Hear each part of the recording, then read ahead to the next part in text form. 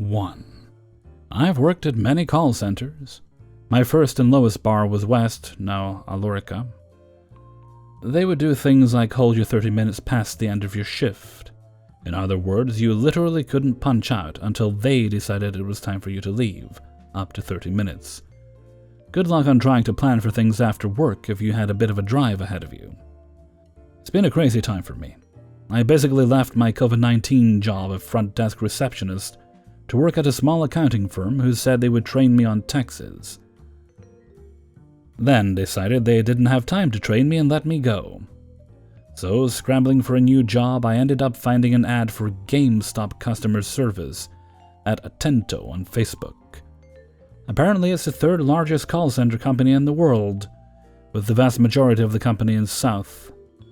Hiring process was painfully easy. Got a call telling me the pay, which was fair, and that it would include chat, email, and phone.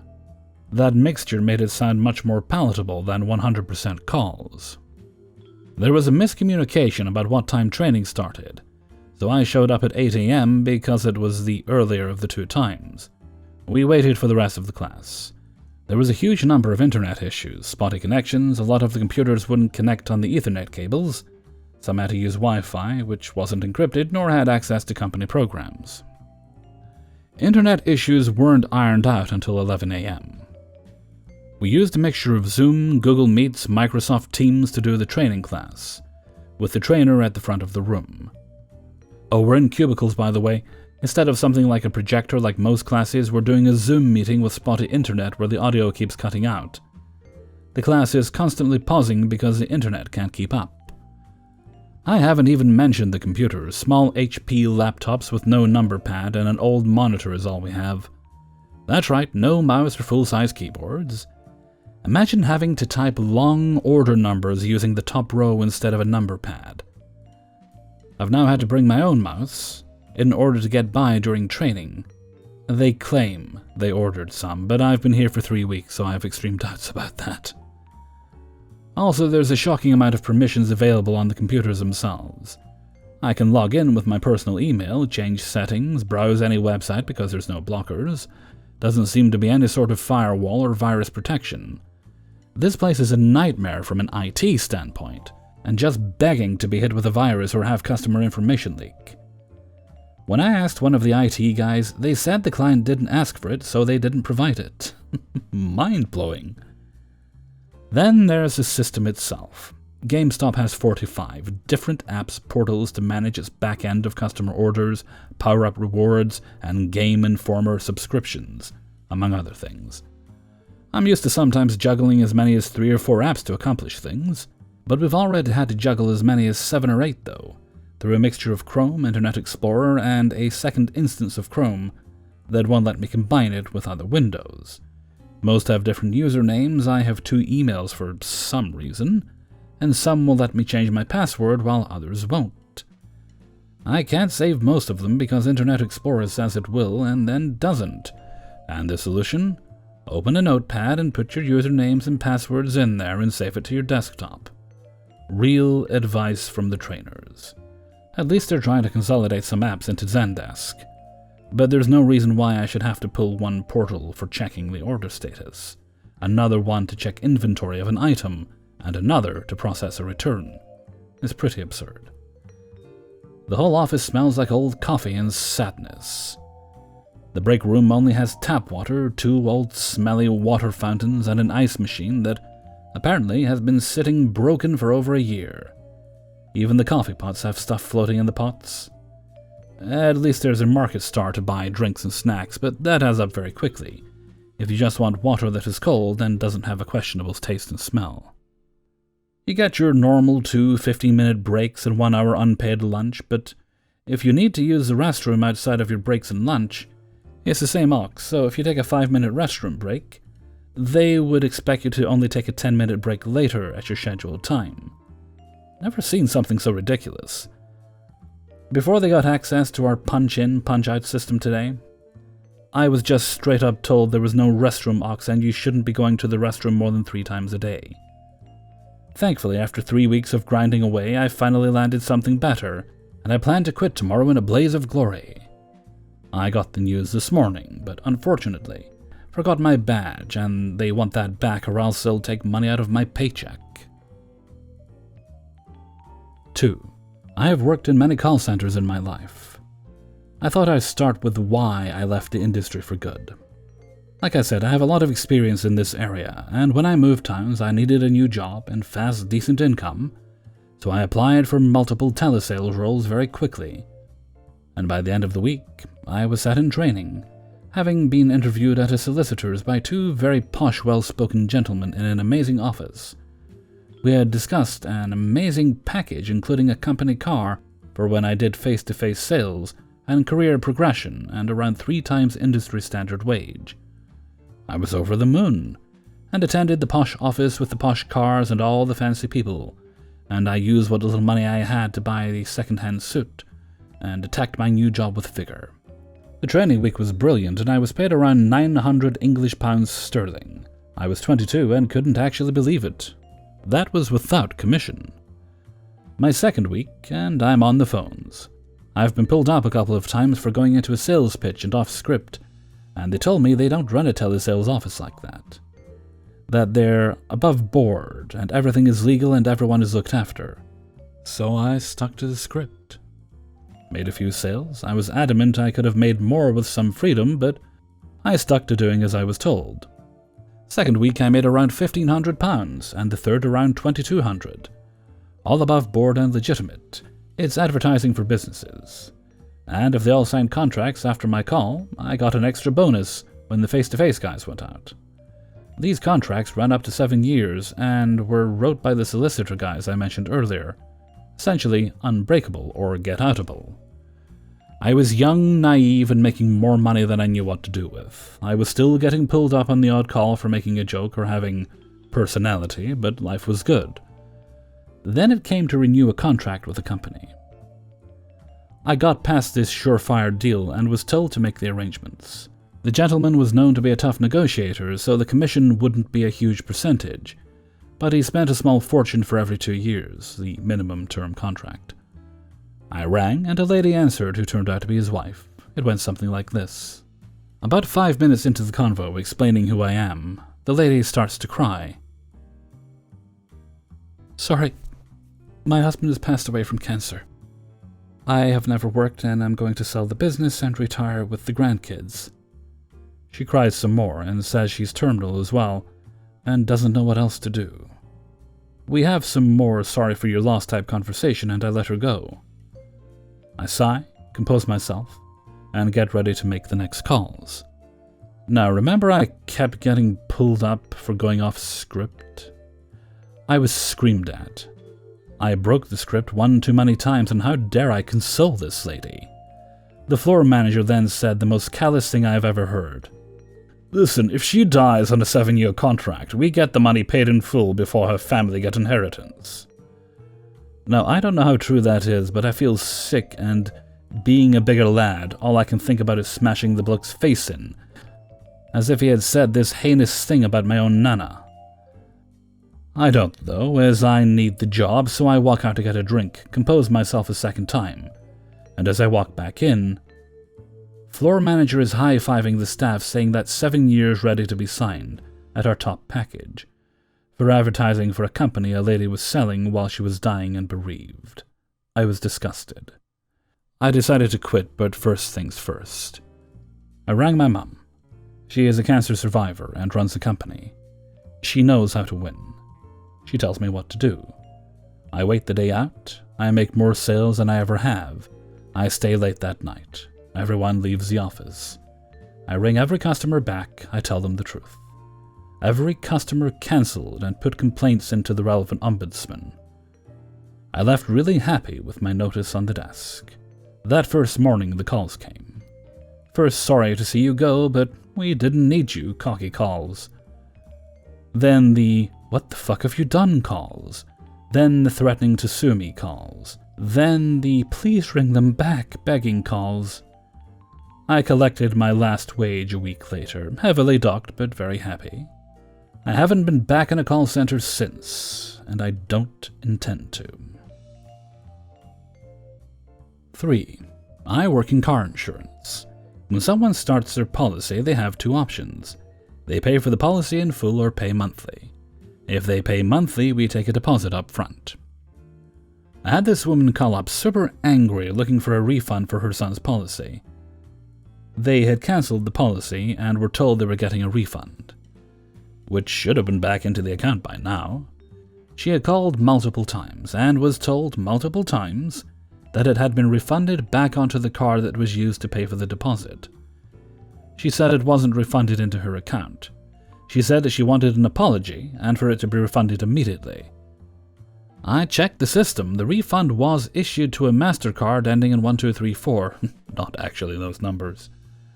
I told her this. She got even more angry, saying that no one in her family has a MasterCard, and we had refunded it to some random person.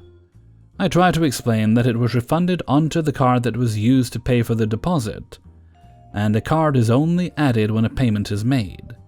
We can't refund onto different cards due to money laundering. I accessed the card system and saw that the card was in her son's name, so he would have had to pay the deposit of X amount. She wasn't having it, kept saying that she was the only person to ever pay for the policy, and she had sent proof of all transactions to our email. I checked the email. Her screenshots only went back to April. The policy started in January, and that is when the deposit was taken. She said that was a lie. That the policy started in April, and we also never took a payment of X. I offered to send her proof. She ignored that and went back onto the subject of the refund. I said again that the card was in her son's name, and the refund would have been issued to him. I asked if they had checked his account. They hadn't. She then said that she refuses to check it as she knows for a fact that he never paid for the policy. He doesn't have a MasterCard, but a Monzo card. Monzo is MasterCard. Knowing this was going nowhere, and tired of this angry witch of a woman, I said I will have our finance team look into it and get more details of the account it was sent to, but asked if she could get her son to check his account anyway, just in case. She begrudgingly agreed. I offered her a card translation ID, which they can take to the bank to locate the refund. She refused it. It isn't her job to search for it. We should have put it back into her account. She went on a tirade saying this is all our fault that she hasn't got a refund, that she is disgusted that we won't refund her and refunded a random person, that she still wants a full apology once we recognize our mistake, that she shouldn't have to look for the money, and asking her to check their accounts is ridiculous. She then asked how long it will take for our finance team to look into it. I told her that I wouldn't be able to say, but as soon as I hear anything, I will let them know. She grumbled that she will call every single day until it's sorted. I told her that she can, by all means, call every day, and reminded her to let us know what her son said after checking his account.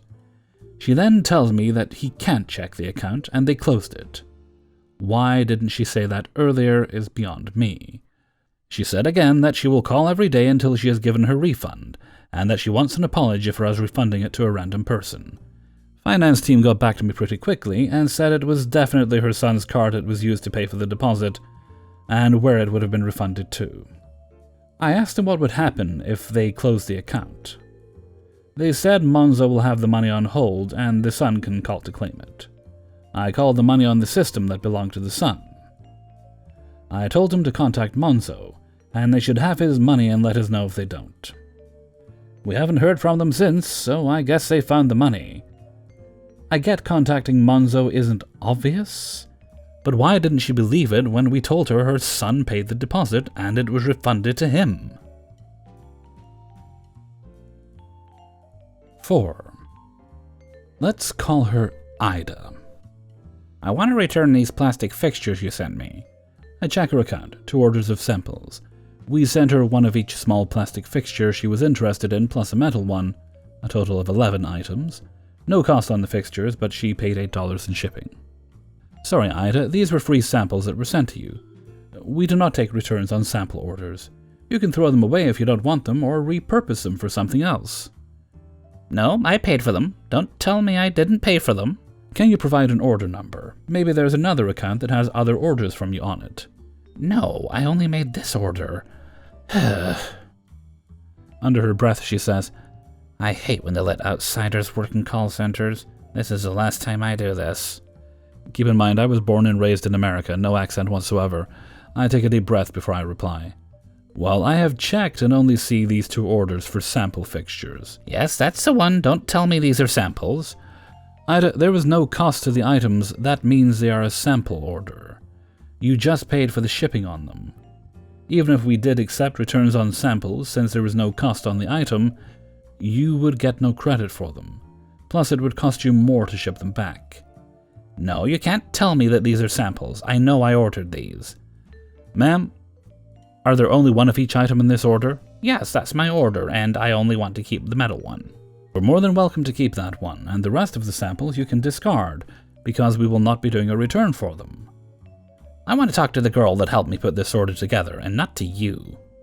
I silently thank God that I can be done talking to this ignorant fool. Sure thing, 1 moment. I put her on hold while she's in mid-sentence of something else derogatory. She ends up hanging up while I'm trying to escalate the call. She calls back and gets my coworker who sits next to me. My coworker tries to pretend to be new to the situation, even though she overheard our conversation, and explains the same thing about how we are not returning samples. Ida doesn't believe her either, because Ida is a very cunning old biddy who just wears people down with her ignorance, and suggested that the call center have products in every cubicle so we can test them while on the phone. She ended up getting another order of samples because she wants to see the metal fixtures this time, and my coworker was so done talking to her that she didn't charge her for shipping. If she pops up in my caller ID, I'm not answering. I will take the write-up. 5. So I work at a call center for a tire company that only does tires, alignments, rotations, etc. My job is making appointments for the stores, giving people information, or transferring calls. I do not do any sales, nor am I expected to sell services I make appointments for. People tell me what they want, I make the appointment, we move on. Guy calls to ask for an alignment at a very busy store with no availability. I am honest in my explanation that the store is booked and has no appointments for today. You are welcome to drop by as a walk-in, but it doesn't guarantee you service. I can look into tomorrow if you want. I'm kinda deadpan and disinterested in my inflection sometimes, first thing in the morning, but I'm literally being 100% honest with him. Corporate doesn't let us not say the walk-in thing unless the store specifically gives us a no walk-ins in their notes. He goes into a rant about how out of touch with the world I am, that I'm turning away my paycheck, that there are 50 other places to get alignments. Then he brings up my age. You don't sound older than your mid-20s, sweetheart. You're so out of touch if you don't think forcing me to go elsewhere doesn't affect you. I pay your paycheck. I never forced him to go anywhere or not. I gave him the facts. I just say, sir, I work in a call center. I cannot control the fact there's no appointments left. I've literally given you the option corporate tells us to give you if there's no appointments. The guy literally sounds maybe 30s. I'm nearly 30 myself. Whole time I'm listening to this rant, I realized this isn't going anywhere, and I don't know what else I can do. I literally cannot fit this douche into an appointment even if I wanted to. If he was nicer, I might have called the store myself and seen if I could pull strings, or see if another store nearby could take him. But I'm not moving heaven and earth for this guy. Nope. I give up while ahead, and hang up while he's mid-rant. And I move on to the rest of my queue with a sour taste in my mouth for all of 5 minutes. The end.